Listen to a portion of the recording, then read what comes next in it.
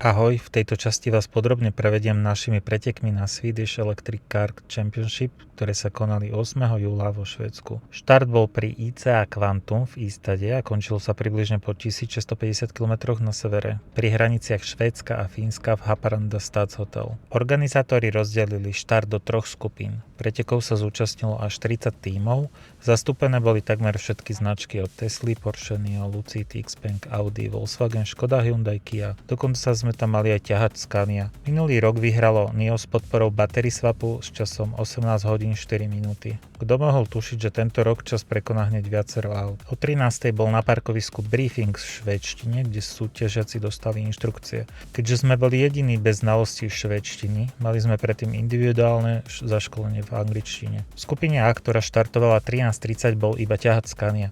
Vozidlo ID7 vozilo šoférov, ktorí sa striedali, myslím, každé 4 hodiny. Druhá skupina B s menej úspornými a väčšími autami štartovala presne o 14.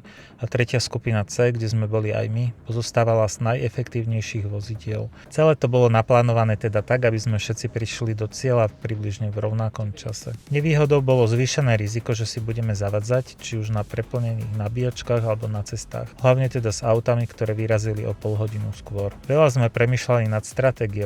Doma sme ale toho veľa naplánovať nevedeli. Situácia sa v mapách menila podľa dopravy v konkrétnej časti dňa. Bola teda možnosť ísť po okreskách krížom na sever a napojiť sa na diaľnicu pri Markarit, alebo ísť z Ystadu na diaľnicu pri Malmo. Len tady je to viac kilometrov a na úkor spotreby, ale v ideálnych podmienkach sa dá získať až cených 10 minút. Preto sme si dôkladne pozreli, ako išli auta zo skupiny B. Ani jedno nešlo cez Malmo. Chvíľu sa zdalo, že táto voľba môže dávať zmysel aj pre nás. Organizátori vyvinuli novú aplikáciu Trackar na živé sledovanie vozidiel a históriu. Organizátori aj účastníci tak získali mimoriadne vzácne dáta o telemetrii všetkých tímov každé 3 sekundy. Vedeli tak presne vyhodnotiť, kedy kto vyštartoval a došiel do cieľa. Štart teda nebol úplne fixný a počítalo sa opustenie prvého kruhového objazdu. O 14:30 sme konečne vyštartovali. Na kruhovom objazde sme si spravili koločko naviac, aby sme videli, ktoré auta kam pôjdu. Smer na Malmo išiel iba Jens v Lucide, Jakobson v NIO ET7 a Team Xpeng v G9 a samozrejme my z Ioniq 6. Či sme spravili dobre? No už predsa len máme najmenší akumulátor oproti NIO Xpengu a Lucidu. Ostatné vozidlá našej skupiny ako Tesla Model S, Taycan, Audi A6, Model 3, Model Y, všetko išli po okreskách. Úsek na Malmo nie je plnohodnotná diaľnica a tým, že sme si spravili kolečko navyše, dostali sme sa na koniec a boli sme zaseknutí za Lucidom. Obchádzkou cez Malmo sme získali asi 3 minúty náskok pred Taycanom, ktorý šiel po okreskách, ale stálo nás to viac energie. V Jönköpingu som spravil zásadnú chybu. Diaľnica tam odbača na Štokholm cez jazd. V hustej premávke som sa snažil získať si lepšiu pozíciu od ostatných tímov za nami, ale nakoniec mi hrozila kolízia s autom z prívesov pri zaraďovaní. Nevedel som sa už bezpečne zaradiť a musel som pokračovať rovno. Takto sme stratili 2,5 minúty, lebo sme sa museli nejako na najbližšej križovatke otočiť naspäť. Zmenili sme plán a rozhodli sme sa nabiť si skôr na Ionity v Jönköpingu, ale to bola ďalšia chyba. Kvôli 35 kWh sme tam stratili takmer 19 minút. Zjazd, plné kruhové objazdy, studený akumulátor a slabé nabíjanie. Vzdali sme to a pokračovali sme ďalej. Vtedy som volant prenechal Marošovi, ktorý mal zachraňovať, čo sa ešte dalo. Pri Ionity Grana, kde sme mali pôvodne nabíjať, sme míňali niektoré týmy pri ich nabíjaní. Pri Mjölby sa zase veľa aut oddelilo a išli po okreskách smerom na Orebro. Chceli asi obiť zápchy v Štokholme alebo ísť viac na spotrebu. My sme pokračovali rovno po diaľnici na Štokholm a plánoval som ďalšie nabíjanie. Niektoré Ionity ale boli až v centrách miest a len zjazd ku ním zobral veľa času. Muselo sa tam prejsť aj viac ako 5 kruhových objazdov. Nepretržite som sledoval live pozície ostatných cez Trackar a vyhodnocoval situáciu. Ďalšie nabíjanie nás čakalo pred Štokholmom v Nykopingu. Táto oblasť je viac hornatá a spotreba nám kolísala. Plánovač v Ioniku nebol spoľahlivý a ABRP zase ukazovalo úplne nezmysly aj po reštarte konfigurácie. Použili sme teda jednoduchú stratégiu. Nabíjali sme, kým bol výkon cez 200 kW. Keď to spadlo na 150, pokračovali sme ďalej. V Nykopingu sme tak nabrali 55 kWh za 15 minút. Náš ďalší cieľ bolo Ionity Gavle. Okolo Štokholmu sme začali predbiehať auta z našej skupiny, tie s mierne vyššou spotrebou ako Kia EV6. To obiehanie trvalo ale stovky kilometrov, za každým keď sme nabíjali, no zase oni predbehli a naopak. Ale neskôr sme sa ich zbavili vďaka nižšej spotrebe a rýchlym nabíjaniam. Štokholm sme prešli hladko, okolo 21. hodiny už neboli žiadne dopravné zápchy. Od Štokholmu po Gavle bolo asi 170 km. Tuto začalo byť zase veľmi napínavé, veľa aut bolo pred nami, ďalšie sa pripájali zo smeru od Orebra.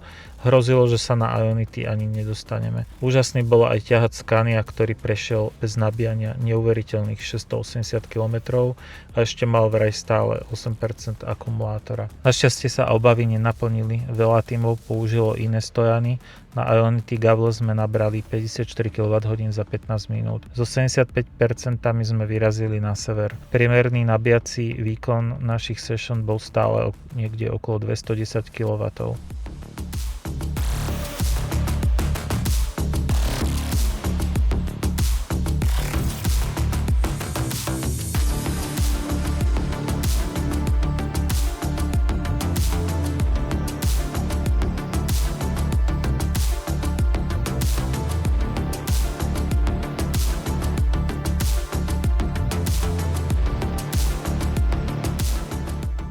Po 200 km sme prišli na Ionity Sundsvall s 22%.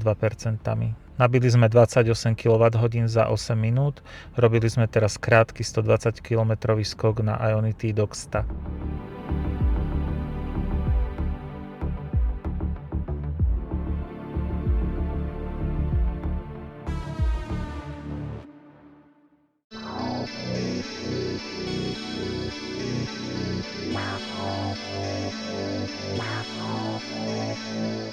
To bolo v jednu chvíľu úplne vyťažené a nebol tam ani jeden voľný stojan. Za 16 minút sme dali len 42 kWh z 28 na 81%.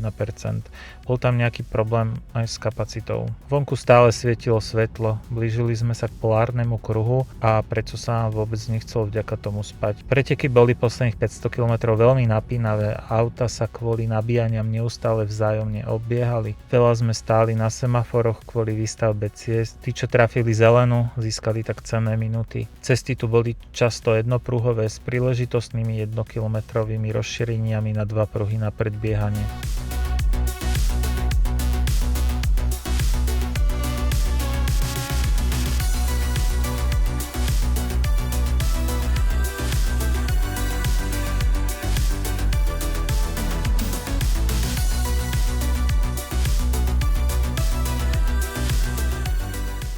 Posledné nabíjanie sme mali na Ionity Skellefteå, 250 km pred cieľom. Pred nami bolo na ceste 6 aut, Model S, Taycan, Nio, Audi A6 a Polestar 2.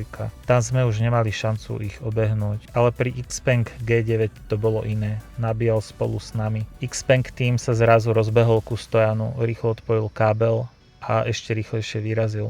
Maroš kričí odpájame, bežím a ja, na semafore sme za nimi. Nasledovalo našich najnapínavejších 150 km. GPS rýchlosť dodržiavame, ale Xpeng sa nás snaží zadržať pri zužovaní pruhu, aby sme tam zostali zaseknutí za pomalým karavanom alebo kamiónom. Maroš ale po veľa kilometroch využil nepozornosť a predbehol ich aj kamión. A zrazu sme boli pred nimi. Situácia sa obrátila. Nejakú chvíľu nám boli v pätách. Zvyšok trasy to bol náročný boj o udržanie pozície, ale Maroš to zvládol. Do cieľa v Haparande sme prišli o 8:55 ráno. 4 minúty za nami prišiel Xpeng G9. Náš celkový čas bol 18 hodín 23 minút a 51 sekúnd. Dáme si nejaký krátky sumár. Čistý jazdný čas bol 16 hodín 44 minút. Prešli sme 1675 km. Priemerná spotreba bola 18,6 kWh na 100 km. Naše nabíjania trvali 1 hodinu 21 minút. Semafory a státia si vzali okolo 20 minút. Víťazmi sa stali Taycan a Model S s časom 17:55 a 56. Len minútu za nimi prišlo Nio ET7. Nio malo dvakrát battery swap a 6 prevažne veľmi krátkych nabíjaní. Tesla takisto išla skôr v silnej krivke a s kratšími nabíjaniami. Ale celkovo víťazi mali nabíjania v súčte 61 až 68 minút. Obľúbené Tesla Model 3 a Y dopadli horšie. Model 3 skončil až na 19. mieste. Aj keď má dobrú efektivitu, dnes už 75-80 kWh batérie ťahajú v takýchto zápasoch za kratší koniec. Po pretekoch sme sa do hodiny rozlúčili. Čakal nás náročný návrat domov v dĺžke 3100 km. V piatok sme museli byť v práci. Tento rýchly presun si dáme na budúce video. Ďakujem, že ste sledovali toto video. Ak sa vám páčilo, dajte mi prosím odber a like.